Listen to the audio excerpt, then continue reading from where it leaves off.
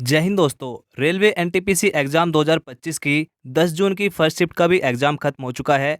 इस शिफ्ट में आपके जीके जीएस और करंट अफेयर्स के जितने भी क्वेश्चन बने हैं वे सभी लगभग हमें मिल चुके हैं। अगर आपने ये एग्जाम दिया है तो आप अपने क्वेश्चंस को मैच कीजिएगा, या फिर आने वाली शिफ्ट में किसी भी शिफ्ट में आपका एनटीपीसी का एग्जाम है तो आपको वीडियो को पूरा ध्यान से देखना है, क्योंकि इसमें मैं आपको हर क्वेश्चन के साथ एक्स्ट्रा फैक्ट्स भी बताऊंगा जो कि आपको आने वाली शिफ्ट में बहुत ही हेल्प करते हैं।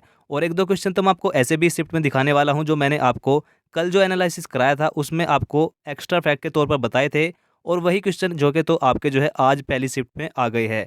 तो ऐसा नहीं है कि आपको हेल्प नहीं करते, एक्स्ट्रा फैक्ट आपको बहुत हेल्प करते हैं। तो अगर आपका आने वाली शिफ्ट में एग्जाम है तो आपको वीडियो पूरा ध्यान से देखना है, एक्स्ट्रा फैक्ट्स भी आपको पूरे ध्यान से सुनने हैं। तो चलिए अब शुरू करते हैं, लेकिन दोस्तों उससे पहले आपसे छोटी सी रिक्वेस्ट है। अगर आप हमारे चैनल पर पहली बार आए हैं तो आप हमारे चैनल को सब्सक्राइब कर लीजिए, बेल आइकन को प्रेस कर लीजिए, क्योंकि आपको यहाँ पर आने वाली हर शिफ्ट का यहाँ पर एनालिसिस मिलने वाला है। वो चाहे आपका आरआरबी एनटीपीसी का एग्ज़ाम हो या फिर रेलवे ग्रुप डी किसी कोई सा भी आपका एग्ज़ाम हो, हर एग्ज़ाम का आपको यहाँ पर एनालिसिस मिलेगा। तो चलिए अब शुरू करते हैं। सबसे पहला क्वेश्चन आपसे यहाँ पर पूछा गया है कि मानव तस्करी पर प्रतिबंध किस अनुच्छेद में है। तो मानव तस्करी पर प्रतिबंध अनुच्छेद 23 में है। इसी अनुच्छेद में बलात्कार श्रम पर भी रोक है, यानी आप किसी से जबरन कोई कार्य नहीं करा सकते। तो इसका आपका करेक्ट आंसर हो जाएगा अनुच्छेद 23। इसके बाद आपसे यहाँ पर कुछ और मैं आपको महत्वपूर्ण अनुच्छेद बता देता हूँ जो आपके आगे आने वाली शिफ्ट में आ सकते हैं। तो देखिए सबसे पहला अनुच्छेद है अनुच्छेद 24, जिसमें बाल श्रम पर रोक है, यानी आप जो है बच्चे से कोई कार्य नहीं करा सकते। अनुच्छेद 25 और 28 में धार्मिक स्वतंत्रता का अधिकार है। 14 से 18 में समानता का अधिकार है। अनुच्छेद 19 1A में विचार और अभिव्यक्ति की स्वतंत्रता है। अनुच्छेद 20 और 22 में सजा आदि में छूट है। इसके बाद अनुच्छेद आपका 21 रह गया। अनुच्छेद 21 में आपका निजता का अधिकार है, यानी जो आपका प्राण और दैहिक स्वतंत्रता का अधिकार है, ये भी अनुच्छेद 21 ही है। इसके बाद अनुच्छेद 21 1A में जो है आपका शिक्षा का अधिकार है, जिसको 86वें संविधान संशोधन 2000 के द्वारा जोड़ा गया था। तो ये आपके कुछ महत्वपूर्ण अनुच्छेद हैं, इनको भी आपको ध्यान रखना है, नेक्स्ट वीक में आपसे पूछे जा सकते हैं। इसके बाद नेक्स्ट क्वेश्चन आपसे पूछा गया था कि अयोध्या में श्री राम मंदिर में जो श्री राम लला की जो मूर्ति रखी गई है उसके मूर्तिकार कौन है। तो इसके जो आंसर आपका हो जाएगा, करेक्ट आंसर यहाँ पर नीचे दिया गया है, अरुण योगीराज आपका करेक्ट आंसर हो जाएगा।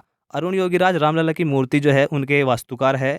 नेक्स्ट शिफ्ट में पूछा जाए कि अयोध्या में जो श्री राम मंदिर है, राम मंदिर के वास्तुकार कौन है, तो इसका आंसर हो जाएगा चंद्रकांत सोमपुरा।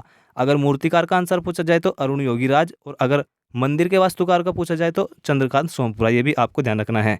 इसके अलावा स्टेचू ऑफ यूनिटी जो आपके गुजरात में है, इसके वास्तुकार आपसे पूछे जा सकते हैं। इसका करेक्ट आंसर हो जाएगा राम सुतार। तो राम सुतार इसके वास्तुकार है, ये भी आपको ध्यान रखना है। इसके बाद नेक्स्ट क्वेश्चन आपसे पूछा गया था कि भरतनाट्यम में अंतिम अवस्था कौन सी होती है। तो भरतनाट्यम में अंतिम अवस्था तिल्लाना होती है, ये आपका करेक्ट आंसर हो जाएगा। इसके अलावा भरतनाट्यम जो आपका है ये शास्त्रीय नृत्य है। भारत में कुल 8 शास्त्रीय नृत्य है, मैं आपको 8 के नाम बता देता हूँ। जिसमें सबसे पहला आपका है भरतनाट्यम ही, जो कि तमिलनाडु का है। कथक आपका उत्तर प्रदेश का है। कुचिपुड़ी आपका आंध्र प्रदेश का है। कथकली और मोहिनीअट्टम दोनों केरल के है। ओडिसी ओडिशा का है। इसके बाद आपका जो है मणिपुरी रह गया, मणिपुरी आपका मणिपुर का है, और सत्रिय आपका असम का है। ये 8 के 8 शास्त्रीय नृत्य भी आपको ध्यान रखने हैं। इसके बाद नेक्स्ट क्वेश्चन आपसे यहाँ पर पूछा गया था कि उत्कल भारत को किस क्षेत्र को कहा जाता है। जो उत्कल भारत है ये किस क्षेत्र को कहा जाता है भारत के। तो उत्कल जो है भारत के ओडिशा राज्य के पूर्वी और उत्तरी भाग को कहा जाता है, यानी ओडिशा का ही पुराना नाम उत्कल था, जो कि प्राचीन काल में कलिंग के नाम से भी जाना जाता था, यानी कलिंग को ही ओडिशा कहते हैं। ये आपका करेक्ट आंसर हो जाएगा, ओडिशा का पूर्वी और उत्तरी भाग। इसके बाद नेक्स्ट क्वेश्चन आपसे पूछा गया था यहाँ पर विश्व प्रेस स्वतंत्रता सूचकांक में भारत का स्थान कौन सा है। तो ये जो क्वेश्चन है मैंने आपको कल ही एक्स्ट्रा फैक्ट की जो मैंने आपको बताए हैं, कल एनालिसिस कराया है उसमें मैंने आपको एक्स्ट्रा फैक्ट बताए हैं। उसमें कोई क्वेश्चन पूछा गया था सूचकांक का, तो मैंने एक्स्ट्रा फैक्ट में इस क्वेश्चन को भी बताया है कि विश्व प्रेस स्वतंत्रता सूचकांक में भारत का स्थान कौन सा है। तो देखिए आज ये आपकी 10 तारीख की पहली शिफ्ट में ही जो का तो आपसे पूछ लिया गया है, तो इसका आपका करेक्ट आंसर हो जाएगा 151वें स्थान पर। तो इसलिए मैं आपको कहता हूँ एक्स्ट्रा फैक्ट को आप पूरे ध्यान से सुना करें। इसके बाद मैं आपको और बता देता हूँ इस सूचकांक के बारे में। इस सूचकांक को रिपोर्टर्स विदाउट बॉर्डर जारी करता है। इसके अलावा कुछ और सूचकांक है आपको आने वाली शिफ्ट के लिए ध्यान रखने हैं। देखिए सबसे पहला है वैश्विक भुखमरी सूचकांक में 105वें स्थान पर भारत है। इसके बाद लैंगिक असमानता सूचकांक है, इसमें 108वां है भारत। विश्व खुशहाली सूचकांक में 118वां भारत है। तो ये भी आपको तीनों ध्यान रखने हैं। इसके बाद नेक्स्ट क्वेश्चन आपसे यहाँ पर पूछा गया था कि मोखरी वंश का संस्थापक कौन था। तो मोखरी वंश का संस्थापक हरिवर्मन थे, जो कि कन्नौज के पहले महाराजा थे। ये आपका करेक्ट आंसर हो जाएगा हरिवर्मन। इसके अलावा और भी आपसे संस्थापक पूछे जा सकते हैं, जैसे सबसे पहला है यहाँ पर चोल वंश का संस्थापक कौन था? विजयालय। राष्ट्रकूट वंश का कौन था? दंतिदुर्ग। पांड्य वंश का कोरकोई। चालुक्य वंश का पुलकेशिन प्रथम। वर्धन वंश का संस्थापक पुष्यभूति वर्धन था। इसके बाद कुछ और यहाँ पर वंश है, जैसे आपका शुंग वंश हो गया। शुंग वंश का संस्थापक आपका हो जाएगा पुष्यमित्र शुंग। इसके अलावा नीचे आपको और भी दिए गए हैं। गुप्त वंश का संस्थापक कौन था? चंद्रगुप्त प्रथम। हर्यक वंश का संस्थापक था बिंबिसार। तो ये भी आपको ध्यान रखने हैं आगे आने वाली शिफ्ट के लिए अगर आपका एग्जाम है। इसके बाद नेक्स्ट क्वेश्चन आपसे पूछा गया था यहाँ पर MS पावर पॉइंट में किसी भी प्रेजेंटेशन को सेव करने के लिए जो शॉर्टकट कुंजी है वो क्या होती है? तो आपका करेक्ट आंसर हो जाएगा Ctrl+S। ये आपकी शॉर्ट कुंजी होती है पावर पॉइंट में प्रेजेंटेशन को सेव करने के लिए। इसके बाद अगर आप कोई नई प्रेजेंटेशन लेना चाहते हैं तो उसके लिए शॉर्टकट कुंजी है Ctrl+N। तो ये आपका करेक्ट आंसर हो जाएगा Ctrl+S। इसके बाद नेक्स्ट क्वेश्चन आपसे पूछा गया था कि लौटते हुए मानसून से भारत में सर्वाधिक वर्षा कहाँ पर होती है? तो ये आपके तमिलनाडु के कोरोमंडल तट पर सर्वाधिक वर्षा होती है लौटते हुए मानसून से। ये आपका करेक्ट आंसर हो जाएगा। इसके बाद नेक्स्ट क्वेश्चन आपसे पूछा गया था ध्वनि तरंग किस प्रकार की तरंग है? तो ध्वनि तरंग आपकी अनुदैर्ध्य तरंग है। ये आपका करेक्ट आंसर हो जाएगा अनुदैर्ध्य तरंग। बाकी बात करें अनुप्रस्थ तरंग की, ये भी आपसे पूछ सकता है आने वाली शिफ्ट में। तो अनुप्रस्थ तरंग जो होती है उसका उदाहरण है पानी की सतह पर जो लहरें होती है वो अनुप्रस्थ तरंग का उदाहरण है। और रस्सी को जो आप ऊपर नीचे करते हैं वह भी आपका अनुप्रस्थ तरंग का ही उदाहरण है। तो ये भी आपको ध्यान रखना है। इसके बाद नेक्स्ट क्वेश्चन आपसे पूछा गया था कि निम्न में से 1 किलोमीटर पर सबसे कम CO2 का उत्सर्जन कौन सा परिवहन करता है?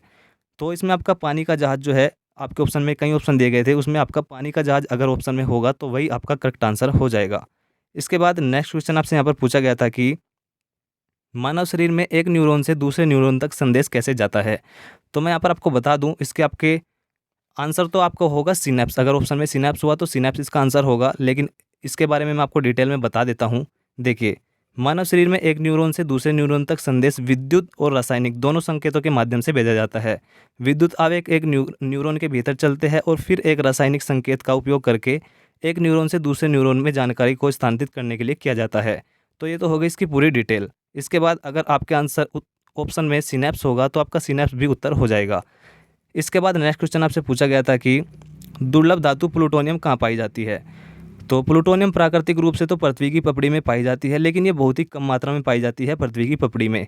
तो पृथ्वी की पपड़ी अगर ऑप्शन में होगा तो वो भी आपका करेक्ट आंसर होगा, या फिर आपसे पूछा गया होगा ऑप्शन में आपके, क्योंकि अभी कुछ वैज्ञानिकों ने प्लूटोनियम को दुर्लभ रूपों में प्रशांत महासागर के तल पर भी खोजा है। तो इसमें आपका जो है महासागर का तल भी आपके ऑप्शन में होगा तो वो भी आपका करेक्ट आंसर हो जाएगा। आपको चेक कर लेना है एक बार। इसके बाद नेक्स्ट क्वेश्चन आपसे पूछा गया था कि DRDO ने अभी हाल ही में कौन सा बम लॉन्च किया है? तो DRDO ने सुखोई 30 MKI विमान से लंबी दूरी के ग्लाइड बम गौरव का सफल परीक्षण किया है। तो करेक्ट आंसर आपका गौरव हो जाएगा।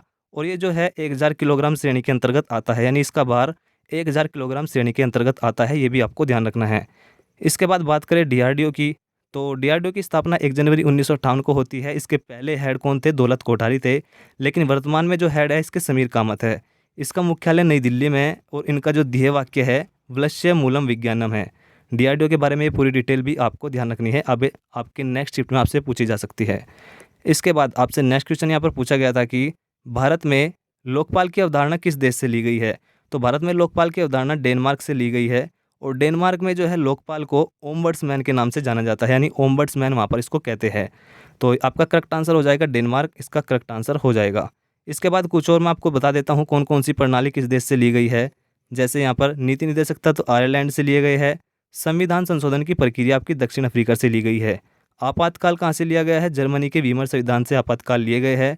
प्रस्तावना की भाषा ऑस्ट्रेलिया से ली गई है और भारत की संघीय प्रणाली कनाडा से ली गई है। ये भी आपको ध्यान रखने हैं आने वाली शिफ्ट के लिए अगर आपका एग्जाम है।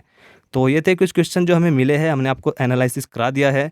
अगर आपका आने वाली शिफ्ट में एग्जाम है तो आप इसका रिव्यू कीजिए, दोबारा इनको रिवीजन कीजिए। PDF आपको चाहिए तो PDF का लिंक आपको वीडियो के डिस्क्रिप्शन में मिल जाएगा। टेलीग्राम चैनल को ज्वाइन कर लीजिए, लिंक आपको मिल जाएगा। तो मिलते हैं 10 जून की सेकंड शिफ्ट के एनालिसिस में। तब तक आप हमारे चैनल को सब्सक्राइब कर लीजिए, बेल आइकन को प्रेस कर लीजिए ताकि आपको एनालिसिस की वीडियो सबसे पहले मिल जाए।